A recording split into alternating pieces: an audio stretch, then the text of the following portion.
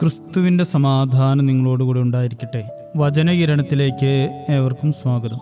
വളരെ അപ്രതീക്ഷിതമായിട്ടായിരുന്നു ആ സ്ത്രീയുടെ അമ്മയുടെ വേർപാട്. താൻ ലോകത്തെ ഏറ്റവും അധികം സ്നേഹിച്ചിരുന്നവരിൽ ഒരാളായിരുന്ന അമ്മയുടെ വേർപാട് അവൾക്ക് താങ്ങാവുന്നതിനും അപ്പുറമായിരുന്നു. ഭർത്താവിൻ്റെ നെഞ്ച് ചാഞ്ഞു കിടന്ന് നടത്തിയ കരച്ചിലുകളൊക്കെ അവൾക്ക് കുറേയേറെ ആശ്വാസം നൽകി. എന്നാലും പഴയൊരു ജീവിതത്തിലേക്ക് അവൾക്ക് മടങ്ങാൻ സാധിക്കുന്നില്ല. അവൾ ഒരു തീരുമാനമെടുത്തു. തനിക്ക് ഏറ്റവും പ്രിയപ്പെട്ട കുറച്ചു പേർക്ക് അമ്മയെക്കുറിച്ചുള്ള കുറേ ഓർമ്മകളൊക്കെ എഴുതി അയക്കാം.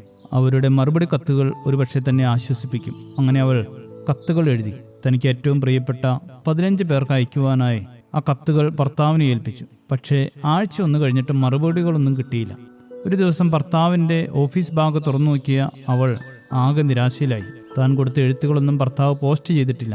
നിരാശയും കോപവും നിറഞ്ഞ അവൾ ഭർത്താവ് തിരികെ വീട്ടിലെത്തുന്നു നോക്കിയിരുന്നു. വീട്ടിൽ വന്നു കയറിയ ഭർത്താവ് കണ്ടത് എഴുത്തുകളും കയ്യിൽ പിടിച്ചുകൊണ്ടിരിക്കുന്ന ഭാര്യയെയാണ്. പെട്ടെന്ന് കാര്യം മനസ്സിലാക്കിയ അയാൾ വളരെ താഴ്മയോടെ അവളോട് ക്ഷമ ചോദിച്ചു. താൻ മറന്നുപോയെന്നും തൻ്റെ വീഴ്ചയിൽ ക്ഷമിക്കണമെന്നുമുള്ള ഭർത്താവിൻ്റെ അപേക്ഷ കേട്ട് അവൾ ആകെ തണുത്തു. എന്നിട്ട് പറഞ്ഞു, നമുക്ക് ഒരുമിച്ച് പോയി ഇത് പോസ്റ്റ് ചെയ്യാം. ഒന്ന് പുറത്തിറങ്ങാമല്ലോ. കുറേ ദിവസമായി ഇവിടെ ഇങ്ങനെ അടച്ചിട്ടിരിക്കുന്നു. ആകെ തകർന്നു പോകാമായിരുന്ന ഒരു കുടുംബത്തെ, ഒരു സന്ദർഭത്തെ പെട്ടെന്ന് സ്നേഹത്തിലൂടെയും ക്ഷമയിലൂടെയും സ്വർഗമാക്കി തീർത്തു അവർ. നമ്മൾ തന്നെയാണ് നമ്മുടെ സ്വർഗം സൃഷ്ടിക്കേണ്ടത്. ഇന്ന് പലരും വീടുകളിൽ ഉണ്ടാക്കുന്നത് പോലെ ക്രിസ്തു ജനിച്ച പുൽക്കൂട് അത്ര മനോഹരമായിരുന്നു എന്ന് വിശ്വസിക്കുക വയ്യ. 2000 വർഷങ്ങൾക്ക് മുമ്പുള്ള ഒരു കാലിത്തൊഴുത്തിൽ എന്തൊക്കെ സൗകര്യങ്ങളുണ്ടായിരുന്നു എന്ന് നമുക്ക് ഊഹിക്കാമല്ലോ. പുല്ലും കാലികളുടെ വിസർജ്യങ്ങളും നിറഞ്ഞ ഒരു കാലിത്തൊഴുത്തായിരുന്നു അതെങ്കിലും അതറിയപ്പെട്ടത് ലോകത്തിൻ്റെ രാജാവായി പിറന്നവൻ്റെ കൊട്ടാരമായിട്ടായിരുന്നു. ആ കാലിത്തൊഴുത്തിനെ സ്വർഗമാക്കി തീർത്തത് ക്രിസ്തുവിൻ്റെ സാന്നിധ്യമാണ്. ക്രിസ്തു വസിക്കുന്ന ഇടമാണ് സ്വർഗം. നമ്മുടെ ഭവനങ്ങളും ഹൃദയവും ഒക്കെ സ്വർഗമാകണോ എന്ന് തീരുമാനിക്കേണ്ടത് നാം തന്നെയാണ്. ക്ഷമിക്കുവാനും സ്നേഹിക്കുവാനും തയ്യാറാകുമ്പോൾ അവിടെ ക്രിസ്തു വസിക്കും. പരസ്പരം സ്നേഹിച്ചും ക്ഷമിച്ചും കരുതിയും നമുക്ക് നമ്മുടെ ഇടങ്ങളെ, നമ്മുടെ ഭവനങ്ങളെ, നമ്മുടെ ഹൃദയത്തെ സ്വർഗമാക്കി മാറ്റാം. ശുഭദിനം നേരുന്നു. ദൈവം അനുഗ്രഹിക്കട്ടെ. ഓരോ ചുവടും അത്ഭുതമേ, യേശു തരും അനുഭവമേ, നന്ദി ചൊല്ലി തീർക്കുവാൻ ആവതില്ല തെല്ലുമേ. ഇരവിലും പകലിലും യേശു എൻ്റെ പാലകൻ, വീട്ടിലെത്തുവോളം എന്നെ കൈവിടാത്ത സ്നേഹിതൻ.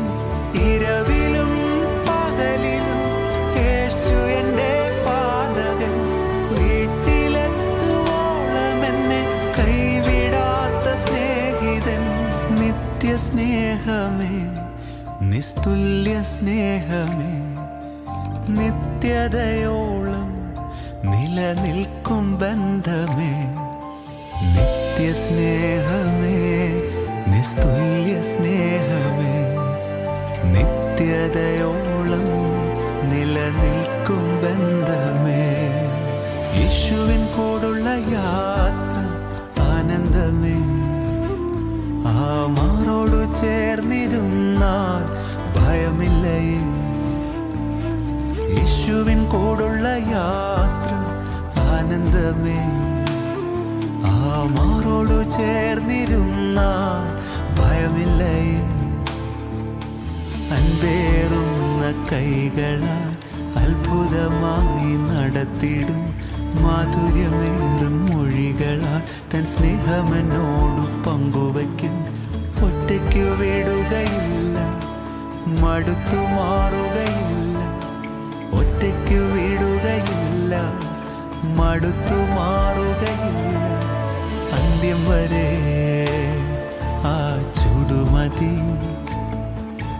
യേശു എൻ്റെ കൂടെ മതി.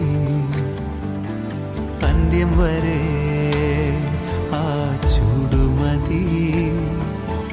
യേശു എൻ്റെ